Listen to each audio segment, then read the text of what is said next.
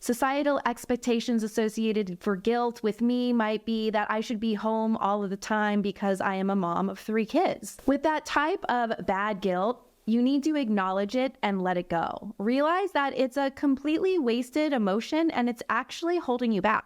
Remember that putting yourself last is bad guilt. In order to move forward and achieve the best version of yourself, you have to put yourself first. Welcome to the Dr. Ashley Show. I'm Dr. Ashley, and today we're going to dive into a topic that stops successful weight loss in its tracks, and that topic is guilt. If you want to be the best version of yourself, you're going to deal with guilt because it takes time and attention and focus to eat clean and be fit and truly be the best version of yourself. I've got a pretty close relationship with guilt myself. I'm the owner of a pretty big weight loss company, PhD Weight Loss. We've got 70 team members now. I grew it from it just being me. Oh my gosh, what a wild ride. And I absolutely love every minute of it. But in addition to owning and operating PhD, I'm also a wife and a mom of 3 small kids. So I've got the mom guilt going on big time. I recently have been traveling quite a bit for PhD, and I feel that guilt when I'm gone. I was on the longest trip I've ever been away from my 3 kids and my husband. It was about 7 days, and oh my gosh, I felt that guilt. It was terrible, extra terrible, because I missed my boys' piano recital. They practice piano every day and they really hate it, but I don't care. I make them do it because I think it increases their resolve and it's good discipline. And it was so sweet because they actually learned to do a recital together. And usually they're at each other's throat, wrestling and tackling. And I found that if you keep their fingers busy on the piano, they can't kill each other at the same time. And I was so excited to see them play this piano recital. They'd done all this work and oh my gosh, it just happened to be when I was out. My mom was with them, so I told her, record it and at least send me the video. And my mom never follows the rules. She never listens and does what anyone says. And the piano teacher says, turn off all your phones. And she turns her phone off for the first time in history and doesn't record it. So I miss it altogether. I feel so guilty and it just broke my heart. I also missed my son's math Olympics. I didn't even know what was going on. Happens to be when I'm gone, and he comes in second place. The mom guilt is real. So in order to overcome, I do realize that I'm on a mission. And if I succumb to the guilt, then I can't follow through with my mission. And my mission is my purpose in life. And my purpose is to raise good kids and be here with them too. But I have a strong mission to help serve people and overcome the constant battle with poor health and weight gain. My mission is to serve people who want to be active and involved, who want to give back to the community, who want to be there for their kids and their grandkids. And I know if I succumb to this guilt and this societal expectation that as a mom, I should be home all the time. So while I feel guilt, I understand that if I succumb to that guilt, then my mission will be compromised. I understand for me, my mission is to help serve others. Our country is the fattest and sickest it's ever been. Right now, 42% of adults are overweight. It's skyrocketing in kids. In 2030, it's predicted that over 50% of Americans are going to be struggling with obesity and overweight. And I know my purpose is to change that trajectory. For you, your mission is your health, your weight loss, your disease prevention, so that you can be here for your kids, for your grandkids, and for your spouse. So I want to help you overcome guilt. The first aspect associated with overcoming guilt is recognizing that there are 2 types.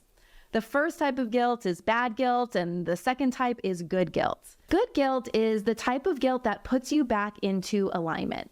If you've been knocked off your path, if you start doing something shady, for example, you might feel that guilt and you want to acknowledge that and let it move you back into that nice path forward. If you have guilt, for example, and you're in your weight loss journey, it might show up if you're eating off your meal plan when you've told yourself you wouldn't. You might have guilt show up if you're not heading to the gym when you promised yourself you would. That's the type of good guilt. It gets you back into working in alignment with your values and your mission. Good guilt for me, for example, is I have set a rule for myself that at 5 o'clock I will be off of my phone. Because I am so busy and my day is so full of things that does take me away from my kids and my husband, I want to make sure that I'm fully present during the times that count. So anytime after 5 o'clock, I better not be on my phone, and I put it away. If I've got that phone out, then I feel guilt. And that is the good type of guilt where I knock myself back into the path of alignment and put my phone away. Bad guilt is the type of guilt that comes up due to societal expectations. So if you're dropping weight because you think you should look a certain way because society deems it to be right. Societal expectations associated for guilt with me might be that I should be home all of the time because I am a mom of 3 kids. With that type of bad guilt, you need to acknowledge it and let it go. Realize that it's a completely wasted emotion and it's actually holding you back. Remember that putting yourself last is bad guilt. In order to move forward and achieve the best version of yourself, you have to put yourself first. In order to do that, I need you to communicate with your family and your friends and the ones who you love. You need to set forth clear expectations as to what your goals are so that they can help support you. Remember that you can't do this on your own. I can't run and operate and build PhD and act out my mission on my own at all. And so I have to clearly communicate that with my loved ones, my team, and those who are around me. The same goes for you in your weight loss and health accomplishments and goals. I know this is trite, but if your cup isn't full, you can't fill the cups of others. You really need to focus on taking yourself as the priority so that you can be a better mom, a better spouse, a better grandparent. I have a funny story about my daughter. So when I was growing up, I was put in ballet when I was about 3 years old, and I wasn't very talented. Back then, they would put the kids who weren't talented in the back row and those who were talented in the front row, and my home was the back row left corner for over a decade. Well, I put my daughter in ballet because I did love it. I learned a lot and it was really difficult, but I still don't regret a day that I was in it. So I thought it would be a good experience for my daughter to try if she liked it. No pressure, only if she enjoyed it. So she was in her dance class and they gave all the girls these different colored dots that they put on the ground. Purple, yellow, red, and she grabbed her pink dot, pink's her favorite color, and the teacher went and placed her pink dot in the back row left corner. I am not even kidding you. And I was like, oh my gosh, the patterns are continuing here. And it made my heart sad for her because I understood how it felt for me. And it really impacted my life. And so she got on her pink dot and they had her do some pliés, some tendus. And she was really confused looking around like, where am I right now? Why am I back here in the corner? And she bends down, picks up her pink dot, brings it forward and squishes herself in between front center. I'm not even kidding you. Drops the pink dot, stands there, puts her hands on her hips and does the biggest smile ever. And it just blew my mind. I never ever thought of picking up my dot and moving it to the front. I never thought about taking myself as the priority and that I dictate my own future. And she realized it right then and there after 3 minutes. So I share that story with you to encourage you to take your dot and move it to the front row.